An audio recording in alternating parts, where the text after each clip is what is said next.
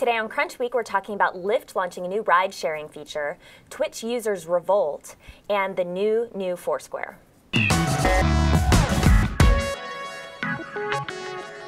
Hey there, I'm Colleen. I'm Ryan. I'm Alex. Kind of a slow summer week here, but a few pretty big stories in Slow tech but very news. nice, though. It's been a fun week. It's been pleasant and relaxed and calm and no earnings. Very important. That's true. It's been fun. Alex is our earnings person, so. Ryan does a lot of good stuff there, too. Yeah. To his credit. So this week, no earnings, but Lyft came out with some new news, Lyft Line. What's that? Yeah, Lyft launched this new feature, which actually, you know, we've been talking about Lyft as a ride-sharing company for a long time, but now you actually get to share your ride with other Lyft users.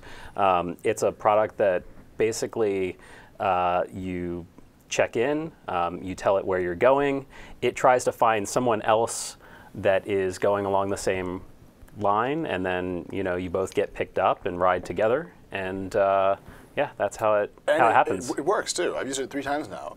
Yeah. The downside though is if you get a mean person in the car with you, your Lyft quality goes down. This morning, my co-passenger, who I will not name, was not a very nice person. Ooh. She was very bossy and like put her address in wrong, and so it was like, drive there, turn over left, stop, and I was like, but it's cool. It's a lot cheaper. It's like $6 to get from my house to the office, as opposed to $10 in a regular Lyft. Right. So it's a 40% discount on mine. The idea is that this makes it, I guess, almost competitive with public transportation. No. Well, it's not quite that cheap, but it definitely does drive down the price. The price will be anywhere from 10 to 60% cheaper, depending on where you're going and depending on the likelihood that you'll actually be sharing the ride with someone. They tell you up front what the fare will be, and then they calculate that based on, whether or not you'll probably be riding with somebody. What I love is that this kind of brings it back to the very beginning of what Lyft originally was, when it was Zimride. I remember meeting with John Zimmer, who's a founder of Zimride and Lyft, and this was kind of his vision from the very beginning, saying that we have all of these roads and all of these cars, and so often it's just one person in the car, and that makes absolutely no sense. So if you can share that ride with not only the driver, but also a few other people in those seats. So yeah, the founding mission behind Zimride 7 years ago, when they first launched this thing, was driving up the occupancy rate within vehicles.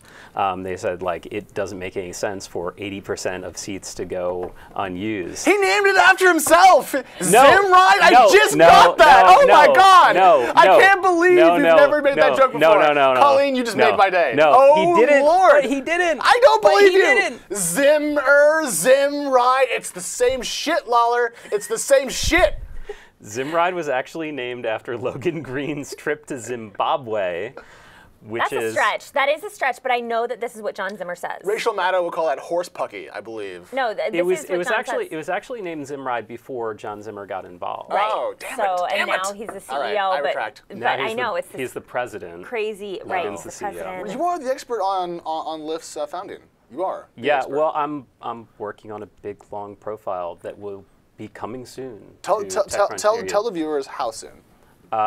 It's in the first draft of edit, so I have no idea. I have seen the text on the page as he writes this. It looks awesome. I'm really excited about it. Yeah, I'm really excited about it. But also Uber did the same thing. Yeah, I thought Uber had come out with something called Uber Pool just in the past week, and I was really excited because I was thinking this is like a car that's going to take me to a pool in the summertime, optional, or something.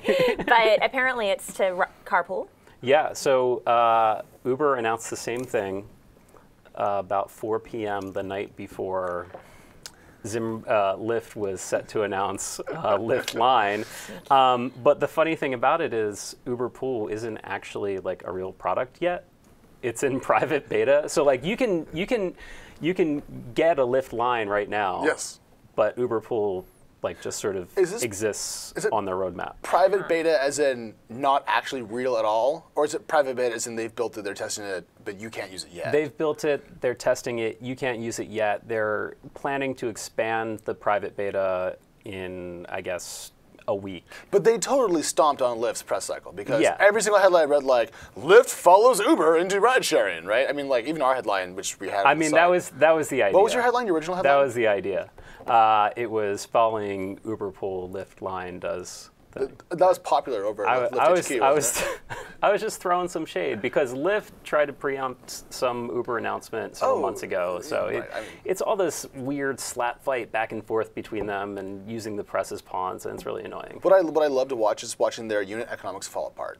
They're now guaranteeing drivers $5,000 in their first month, $500 to sign up, and a taco. I mean, they're paying so much money for their commodity, which is drivers, that drives their revenue, and drivers just use both apps.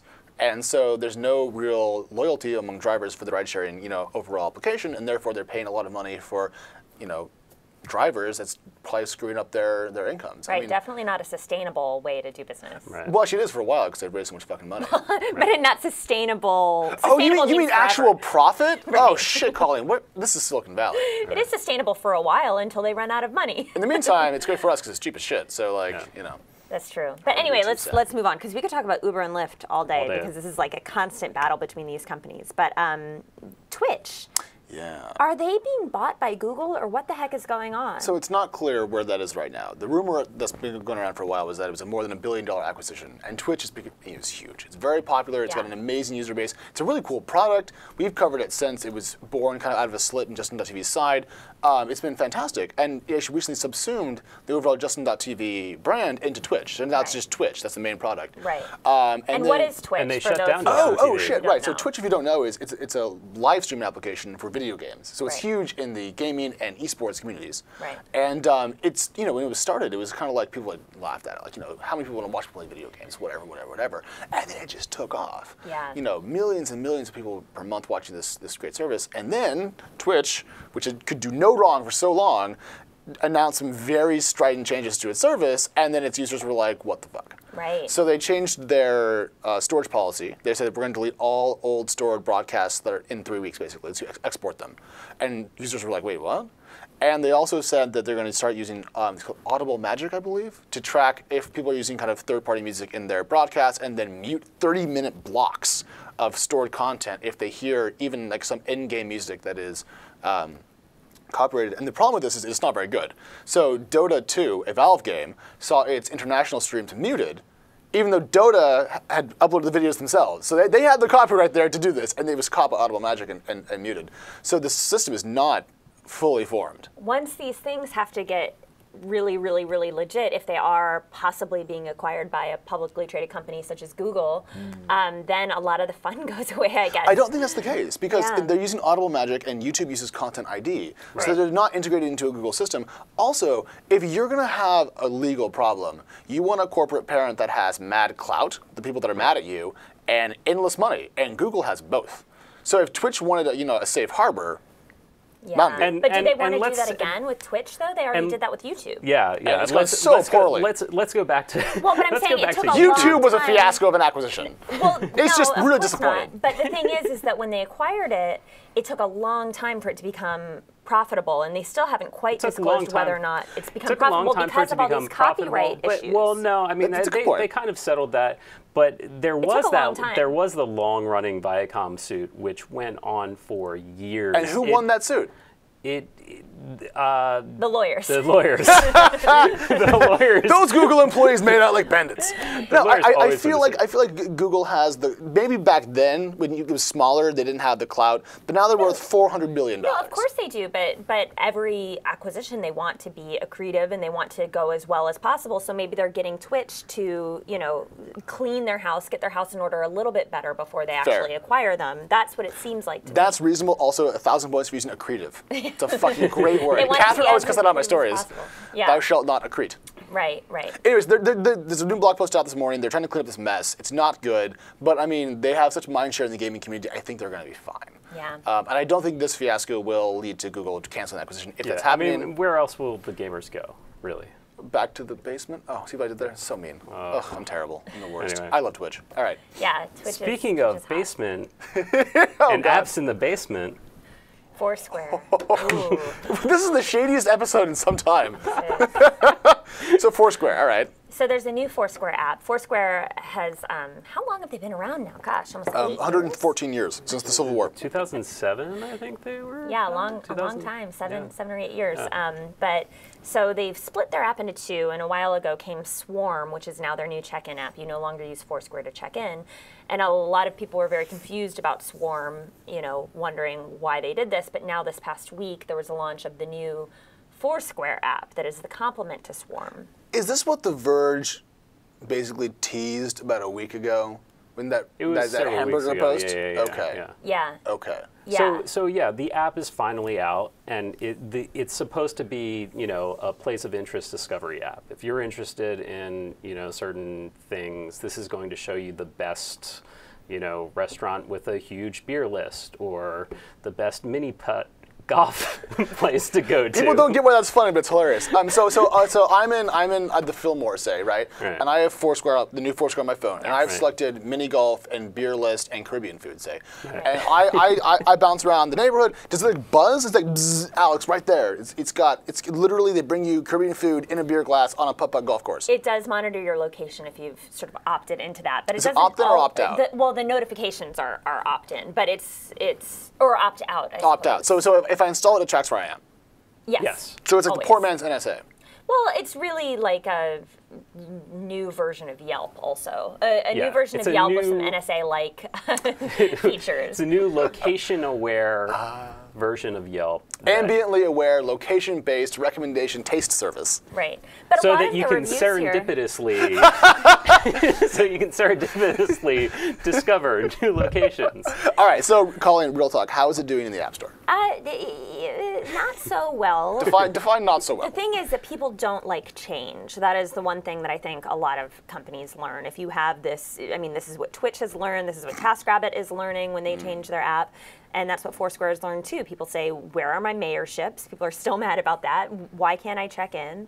This is a totally different, this is not the Foursquare I signed up for. You remember Dig 4? Oh, dude, it's really hard to make changes like this. I'm sure I saw about that. That was epic. I think objectively, the app, if you just open it up, this is a great, beautiful app that does what it's meant to do really well. It gives you great recommendations and pulls in a lot of different sources about different restaurants. I just opened it up to see what the different things are around the TechCrunch office, and it was a very accurate representation of this neighborhood and the different restaurants here.